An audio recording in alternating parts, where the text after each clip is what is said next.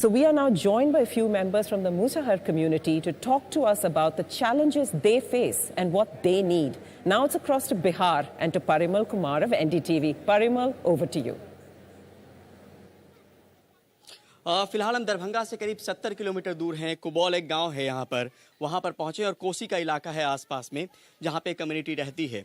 और अब भी बहुत कुछ बदलाव हुआ है। घर तक नल जल जैसी योजना पहुँची हैं, सड़कें पहुँची हैं, कभी काल एम्बुलेंस भी यहाँ तक आ जाती है। तो बदलाव में कहीं कोई दिक्कत नहीं है, लेकिन अब भी ये समाज जो है वो एक तरीके से संघर्ष कर रहा है बहुत सारी चीज़ों को लेकर। और यहाँ पे बहुत सारे लोग हैं, उनकी ज़ुबानी ही उनकी कहानी समझने की कोशिश करते हैं।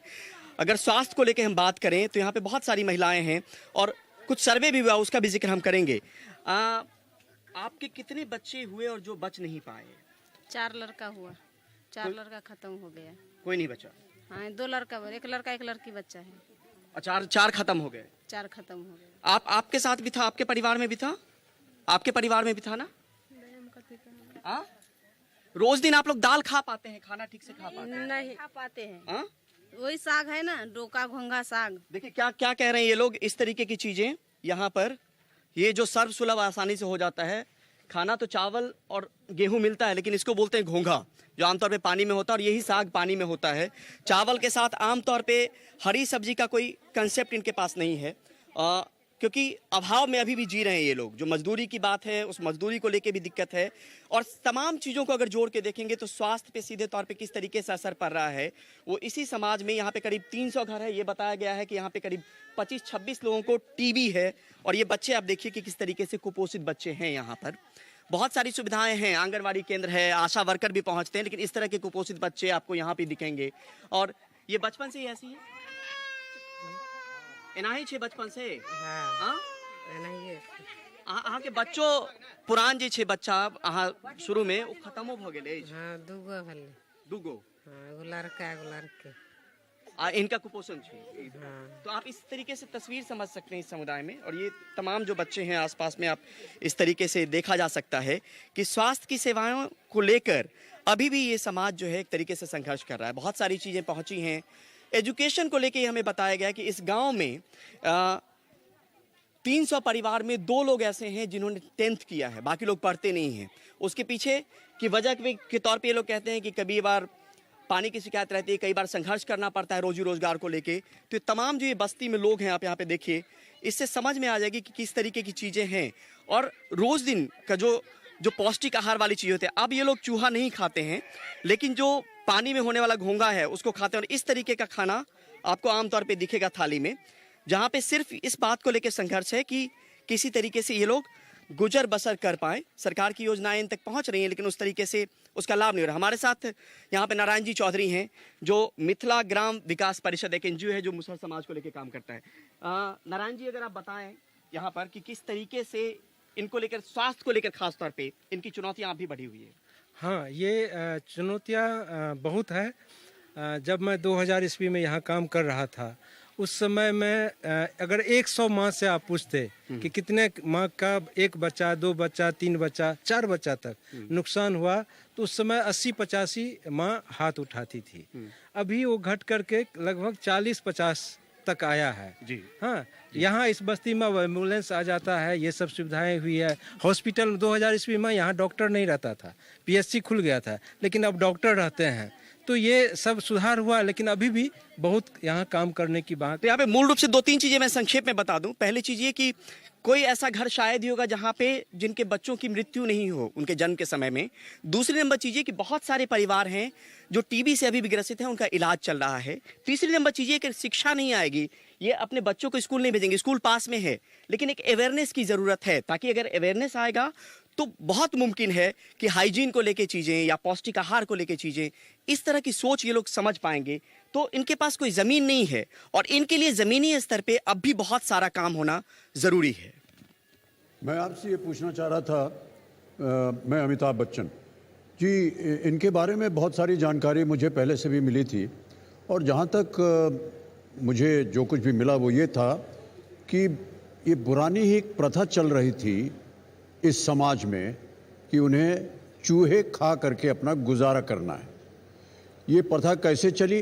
क्योंकि चूहे जो थे वो खेत को ख़राब कर रहे थे और जो लोग खेत के मालिक थे उन्होंने कहा कि ऐसी एक प्रजाति है जो चूहे खा सकती है, तो इसलिए उनको एक तरह से काम मिला था या नौकरी मिली थी। अब क्या काम करते हैं, इसलिए पूछ रहा हूं क्योंकि इसके बाद वाला प्रश्न जो है कि जब इनके पास आमदनी नहीं है तो अपनी देखरेख कैसे करेंगे मेडिकली। निश्चित तौर पे सर। और यहाँ पे चूहे खाने को लेकर हमने बात भी की, पुराने वक्त में था कि ये लोग चूहे खाते थे। चूहा खाना कब छोड़ दिए? बहुत साल छोड़ दल के। बहुत साल पहले? हाँ, बहुत साल पहले छोड़ दल। अभी जो काम काज करते हो, क्या काम करते हैं आप लोग? अमिताभ बच्चन आपसे समझना चाहते हैं, वहां पे बैठे हुए हैं, कि अभी आप लोग क्या काम करते हैं? अखनी बकरी छकरी का दूगो घास भूसा आने से बैठल रहे छे। खेती में भी काम करते हैं? खेती में कर छे तो 50 गो रुपया दे छे। क्या क्या धान रोपे छे, धान रोपते हैं? पुरुष समाज के लोग मिट्टी काटने का काम हाँ, करते हैं, हाँ? हाँ। मजदूरी कितनी मिलती होगी? 200 रुपया, 150 रुपया। 50। मतलब ये भी यहाँ पे पैथेटिक कंडीशन है, थोड़ा सा इनको लेके भी काम करने की जरूरत है। कि ये बता रहे हैं कि इनको अगर मेहनताना भी मिलता है तो महिलाओं को 50 से 60 रुपया, सुबह 8 बजे जाएंगे, शाम के 4 बजे पहुंचेंगे। जो पुरुष हैं जो मिट्टी काटने का काम करते हैं, कहीं पे बांध बनाने का हो गया या खेतों में मिट्टी काट के आप एक जगह से दूसरे जगह ट्रैक्टर ट्रॉली के जरिए पहुंचाते हैं, उनको 200 रुपया मेहनताना मिलता है, आपको 50 से 60 रुपया मिलता है। तो ये समाज, आमदनी नहीं होगी, आपने कहा कि आमदनी नहीं होगी, तो वही बड़ी वजह है कि ये लोग संघर्ष कर रहे हैं खाने को लेकर। यहाँ पे सर्वाइवल की लड़ाई है एक तरीके से इन लोगों को लेकर, और ये सर्वाइवल की लड़ाई लड़ रहा है ये समुदाय। जहाँ तक मेरा संबंध था, कुछ ऐसे लोग थे जो कि व्यक्तिगत रूप से जो भी बच्चे थे उनको यहाँ से निकाल करके उनको अच्छी संस्थाओं में शिक्षा दे रहे थे और हॉस्टल वगैरह बना रहे थे पटना जैसे शहर में। क्या अभी भी वो जाहिर है कि नहीं? अभी भी चल रहा है ये काम कि नहीं? काम जरूर कर रही है, इस गांव में भी काम कर रही है, लेकिन यहाँ पर जो स्थिति है, स्कूल बहुत महज 500 मीटर की दूरी पर भी, 500-600 मीटर की दूरी पे स्कूल है, लेकिन मैंने बताया कि 300 की आबादी वाला गांव, 2 बच्चे सिर्फ 10th किया है यहाँ पर, सिर्फ 2 बच्चों ने 10th तक की पढ़ाई की है, 10वीं। यानी बाकी जो ये बच्चे देख रहे हैं ये लोग कभी स्कूल नहीं जाते। क्यों नहीं भेजते स्कूल आप लोग? नहीं जाए छे स्कूल, एक दिन जाए छे पढ़ा, एक दिन नहीं जाए छे, कहला कि नहीं जेबे दुरस्त छे। बच्चा पढ़े ले जाए छे, एता हॉस्पिटलो छे, हॉस्पिटलो में जर बुखार लागे छे, जाए छे तो खोखियो के एके गोटी, बुखारो के एके गोटी। ये लोग अमित जी, ये लोग मैथिली में कह रहे हैं अपनी बात को, शायद आप समझ पाए या नहीं, लेकिन ये लोग कह रहे हैं कि खांसी भी होता है या कोई बीमारी भी होती है तो दवाई बहुत लिमिटेड मिलता है। जो यहाँ पे हॉस्पिटल है वहाँ पे दवाइयों की भी कमी है, और ये लोग एक तरीके से जो बच्चों से भी काम करवाते हैं आप लोग। हाँ, करे छे घास, हाँ करे छे, घास ले जाए छे, बकरी चरवा जाए छे, अपना बोन कर जाए छिए, बोन के अखना नहीं चाहिए, 60 गो रुपया है छे तो बाल बच्चा खाए छे। तो बच्चे भी काम करते हैं, इसलिए पढ़ाई नहीं करते हैं। जब शिक्षा नहीं आएगी तो स्वास्थ्य को लेकर तमाम तरह की समस्या होगी, जब रोजी रोजगार नहीं होगा तो एक तरीके से जो खाने की समस्या है वो भी सामने में उठ खड़ी होगी। और मैंने जैसा गिनाया आपको पहले भी, फिर दोहरा दूं, टीबी की समस्या हो, कुपोषण की समस्या हो, ये तमाम समस्याएं इन लोगों के पास है, क्योंकि ना तो मजदूरी उस तरीके से मिलती है, ना रोजगार उस तरीके से मिलता है। गांव में बहुत सारा बदलाव हुआ है, सरकार बदली है तो पहले से सुविधा बढ़ी है, लेकिन अभी भी मूलभूत चीजों को लेकर इनका संघर्ष जो है वो अब भी जारी है। आज का एक वाकया था जो बताएंगे, एक यहीं पे आज एक डिलीवरी करवाने की एक चीज आई थी गांव में। जी, मुझे मतलब यहाँ से मेरा लगाव है, तो यहाँ से जब वो पीएस किरतपुर गए तो मेरे घर पर वो बजाने के लिए गए कि चलिए थोड़ा मुझे मदद कर दीजिए। तो मेरे पास में जो था कुछ पैसा उन्होंने तो उनको देकर, क्या है ये बताइए। ये हुआ कि उनको ब्लीडिंग पहले, मतलब कल हुआ था ब्लीडिंग, फिर रात में जब ब्लीडिंग हुआ, वो इस महीना में अंतिम उनका महीना है बच्चा होने का, वो जब अल्ट्रासाउंड कराए तो उनका 10 तारीख, यही 10 तारीख था, लेकिन वो ब्लीडिंग जिनकी हुआ था। बात थोड़ी सी लंबी हो रही, मैं संक्षेप में बताऊं कि वो महिला गांव में इलाज नहीं मिला, दरभंगा यहां से 70 किलोमीटर दूर है, पैसे नहीं थे, इन लोगों ने चंदा किया, जो एनजीओ यहां पे काम करते हैं, गांव वालों ने मिलकर चंदा किया, उनको दरभंगा डीएमसीएच भेजा गया, और डीएमसीएच से इसलिए वापस कर दिया गया कि वो लोग कुछ यूनिट जो ब्लड की जरूरत थी वो लोग उपलब्ध नहीं करवा पाए। यानी जो जिंदगी सुबह से संघर्ष कर रही थी या कल शाम से, अभी भी वो संघर्ष कर रही है, और इसी गांव के वो लोग हैं। तो ये तमाम तरह की दिक्कतें। परिमल जी, एक मिनट जरा, एक मिनट। हम अभी बात कर रहे थे आपस में कि अब माना जाता है कि ये चूहे खाने की जो प्रथा है ये अब बंद हो गई है, लेकिन किसी ज़माने में अगर ये प्रथा थी तो जीनियोलॉजिकली जितनी भी प्रजाति हुई वहाँ पर, उनके अंदर कुछ न कुछ ऐसे लक्षण होंगे जो कि चूहा खाने से आए होंगे। और अभी आप बात कर रहे हैं खूनदान की, रक्तदान की बात कर रहे हैं, क्या वो खून प्योर है क्या उसके अंदर जीनियोलॉजिकली कुछ ऐसे some particles which are not medically okay?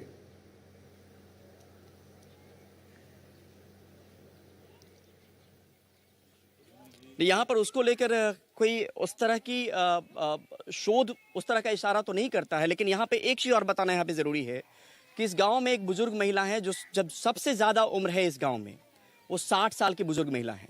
यानी ये सीधे तौर पे सवाल है लाइफ एक्सपेक्टेंसी को लेके, जो यहाँ पे 60 साल की सबसे बुजुर्ग महिला है और उनसे ज़्यादा उम्र का कोई नहीं है इस गाँव में। यानी यहाँ पे जो उम्र हम देखते हैं कि जो आप 80-90 तक भी जी सकते हैं या जीते हैं लोग आराम से, उसमें कोई दिक्कत नहीं आती, तो ये समाज जो शुरू से संघर्ष करता रहा है खाने पीने को लेकर, अपने रहन सहन को लेकर, अपने अभाव से किसी तरीके से मुक्ति पाने को लेकर, गुजर बसर करने को लेकर, उसका सीधे तौर पर असर लाइफ एक्सपेक्टेंसी पे भी पड़ा है। और सबसे बुजुर्ग मैंने पहले भी बताया कि यहाँ पे 60 साल की सबसे बुजुर्ग महिला है जो इस गाँव में है। उससे ज़्यादा कोई महिला तो नहीं है? नहीं, उससे ज़्यादा तो महिला नहीं है, उससे 60 वर्ष का है। तो पहले जो चूहे खाते थे अब नहीं खाते? नहीं, हम नहीं खाते। तो उसका कोई असर भी पड़ता था क्या शरीर पे? नहीं, उससे कोई असर तो नहीं पड़ता था, लेकिन आप छोड़ चुके हैं। हाँ, आप छोड़ चुके हैं उससे। आप जबकि आप सही ढंग से खाना पीना कर लिया है।